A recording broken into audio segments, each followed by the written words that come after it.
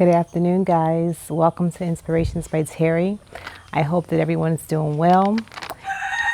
If this is your first time to the channel, I ask that you like the video coming in so you don't forget. Subscribe and share the video if you like what you hear. Share it with someone else that can benefit from hearing, okay? Again, like, subscribe, and share. Today I want to talk about, listen to my chickens. I'm telling you, they're the noisiest chickens that I know. I don't know them all, but they're noisy. So beware. Today I want to talk to you guys about the changes that are happening, that are all around us. Changes is happening everywhere. But 2 days ago, I think it was like Wednesday night, I finally watched the movie Just Mercy. And I had been wanting to watch it for a very long time, even before I moved here to the Gambia in Africa. And I finally watched it. And needless to say, it was very, very sad. And it made me emotional. And I think one of those emotions, I don't know if it was anger or if it was just injustice for our people as a whole, just the whole injustice. Like if anyone has saw or seen the movie, you'll see how there was a few people on death row for situations that they didn't even do, the crimes they didn't commit, and they were not guilty, but they were on death row, right? So the cast is Michael B. Jordan, Jamie Foxx, and Brie Larson. I think she's like the assistant to Michael B. Jordan. I forget their names in the movie, but anyway, all three of them did an excellent job on their performance. I think the movie was really, really awesome. But it just goes to show that for so long, I think it's just been our whole existence for so long, the injustices, the things that have been going on for so long. And fast forward, that was Wednesday, probably to like Thursday evening, yesterday. I heard about the Supreme Court ruling to overturn affirmative action for the college admissions, right? And that stirred something else up inside of me as well. And I was like, wow, there's so much going on in our world, so much injustice, so much blatant, to me, discrimination, outright in your face. Like it or not, this is what we're doing. And everyone seemingly seems to be going along with it. And I just want to just talk about it for a minute because I feel like the justice system has been unjust to us as a melanated people for as long as I can remember. I was born in the 60s, right? So I was born, I think maybe during the decade when affirmative action was implemented, okay?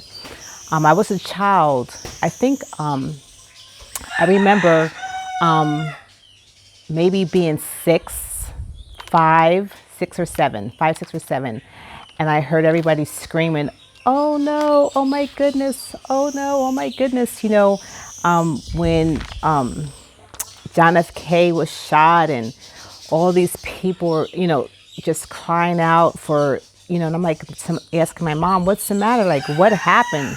Because at 5, you're old enough to you remember. And she's telling us what happened and she's saying, oh no, this is just terrible and blah, blah, blah, blah. I didn't know what she was talking about, but I know what I heard. I know what she told me, and I know what I experienced in those next years, hearing different adults talking about this is happening, that's happening, affirmative action, and now things may be different, and now this and now that. So now here we are still suffering as a people. It seems like the cops have every privilege to just go out any day, any given day, and shoot and kill a person of color, and nothing seems to be done about it. I mean, it just seems like nothing is done. I know that there's a lot of police officers that get, paid leaves, and a few of them I even believe got fired. But the point I'm trying to make, or it just seems so unfair, and the justice system is not for the people of color, us. It's not for us at all. I don't even know how anyone out there, I'm just saying this is my opinion, I don't even know how anyone out here is still participating in the voting system like it's going to make a difference. Whether you're voting Democrat or Republican, why even bother?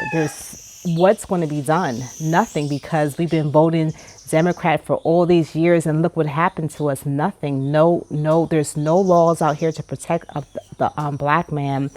There's no laws for anything.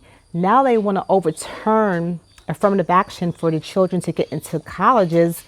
So who knows how that's going to go? There's probably going to be no people of color in the institutions. Not that I'm totally against that, because I don't know what you learn in those places anyway. But the whole point is there's no laws to protect a person of color.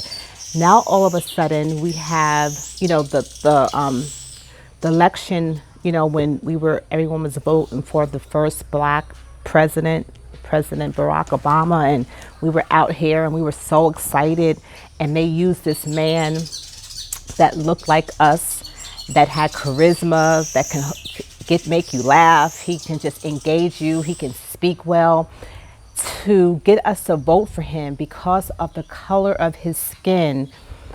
And then what does he do? He gets into office and he does everything for everyone else except for his people. I don't know one thing that he implemented while he was in office, and he served 2 terms that he did for his people. But what he did do, he opened the door and gave everything that should have been given to the melanated people, to the alphabet community. They have more rights, they have more privileges than we do as a people. And they're just a group of people that have one thing in common, and that's they want to do their own thing with with the same sex. And here we are, people that are discriminated against. We are treated unfairly. Everything. I mean, there's a list that's endless of all the injustices for us as a people, and there's nothing to protect us. Now, you have the immigrants that have been sent over here, or I don't know if they were sent. Anyway, they are here and they have arrived. And they are being, they come over here and they're being sent to the biggest cities that have the majority of African Americans. Why? Why are they being sent to the cities that have the most minority people?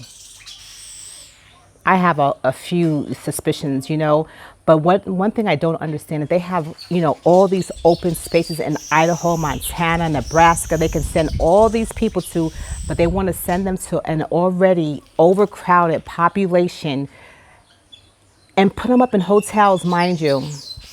In New York, they're putting them in 5-star hotels, paying for them to live in the hotels.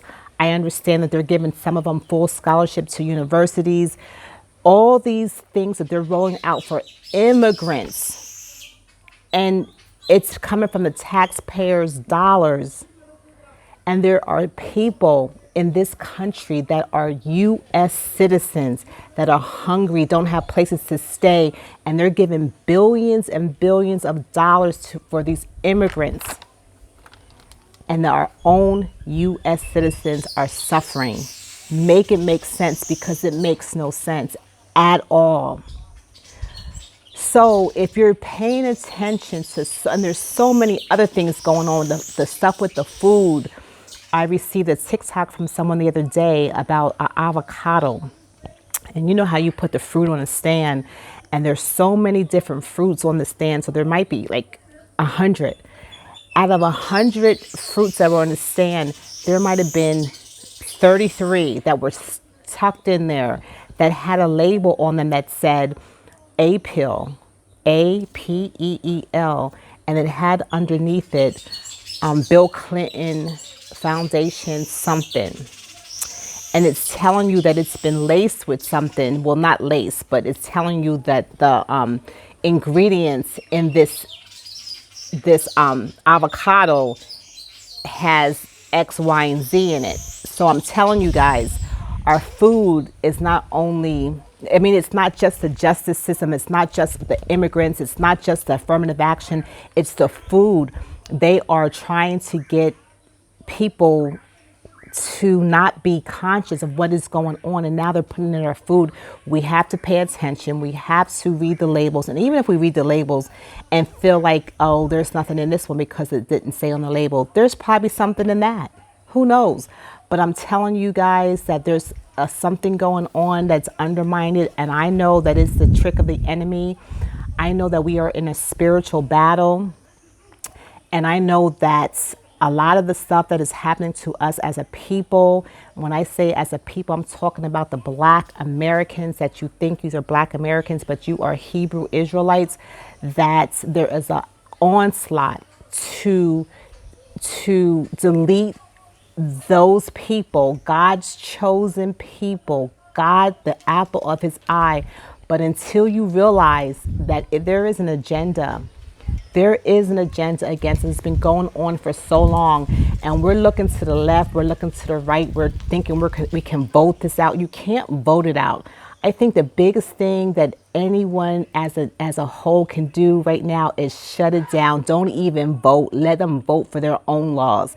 Every person of color, if you would just stop and think about it and don't vote and see what happens in the next election and then take it from there. I wouldn't even waste my time. But the only thing that we have going for us as a people is the Most High. The only help that we have is the Most High. Do we need to band together as a people and stick together as a people? Yes. But is that going to solve anything? It's going to solve a lot of things. It might keep the money in our community. It might, make us stronger and give us strength and encouragement.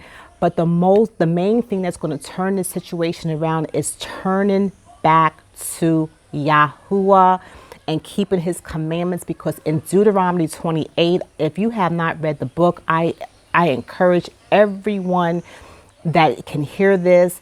If you are a melanated person, go read Deuteronomy 28 and read the blessings. If you will be blessed if you do this. And if you don't do this, these are the curses that will follow. And the curses that will follow have all been identified among us as a people. We are the people that book is talking about. We are one of the lost tribes of the house of Israel. We are the reason why so much of all these things are happening. And until we turn back to the Most High Yah, and until we begin to keep his commandments and turn and repent, nothing is going to change. This has all been prophesied. And when you see it, does it hurt? Yes, it hurts. Are you bothered by it? Yes, you're bothered. Are you angry? Yes, you're angry. Who wants to see their people suffering? Who wants to see their people being treated unfairly? Who wants to hear that someone else was shot unjustly for just riding on their way home, and now their parents have to plan a funeral because all he was doing was trying to get home? Who wants to hear those things? So yes, there's a whole gamut of emotions that go with that. But we know that the reason is because we have broken the commandments of the Most High. And yeah, people might say, well, that just seems like a mean God. Who would say he loves us and treats us this way? God, Yahuwah, he created us. He gave us laws. He gave us commandments. He gave us statutes, and he told us to keep them. And he said, if you do keep them, you will be blessed. And if you break them, you will be cursed. The choice is yours, people. The choice is yours. If you are not happy with what's going on in the world, come on. We have to get on our knees. We have to repent. We have to cry out. We have to scream, Abba, Yahuwah, help us. We need your help. We offended you. We sinned. We transgressed. But forgive us. We are sorry. We want a change. We need your help. We need your help. There's no other help. Abba Yahuwah, we need your help. Help us. That is what our prayer should be. It is time for us to forget everything else and just focus on what's important. That is keeping our families close knit, teaching them about the Most High, sharing with them about your experiences as children, what you had to go through during discrimination, not because you want to glorify it, because you want them to know what's out here and what they have to face, to keep their love within the community, marry their own people, love their own people. You can love others, but love your people. Self-love is so important. We have to learn how to love one another and stop looking to everything else and everyone else for something and hope when there's no hope coming from that. The hope is coming from the Most High, and for us turning to each other and saying, come on, we can do this. Is that the answer? Us? Are we the answer? No, we're not the answer, but there is strength when we unify. There is strength when we unify. We have to support one another. We have to get rid of all this other foolishness, and we have to find strength in our communities. You black men have to stop marrying outside of your race and giving all your monies and your support to all these other nations when you have a whole sister and whole communities that need you. You have young men that need you in your own community, and you're out here giving your substance, your finances, your love, your strength to another nation. Come on, wake up. It is time for us to wake up. And it starts with our men. Where's the house? How are you going to have a family if you don't have a man?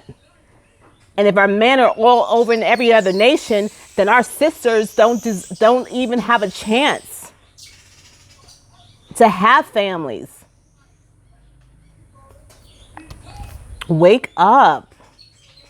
And I just want to leave it with this. And yes, I'm emotional because it just angers me that all this is going on, but I know that it's been prophesied. Still am I angry? Yes, I am. Because we have to do better. We have to do better. And if you're out there, black woman, black man, and you have sons, you teach your sons to marry within their own race.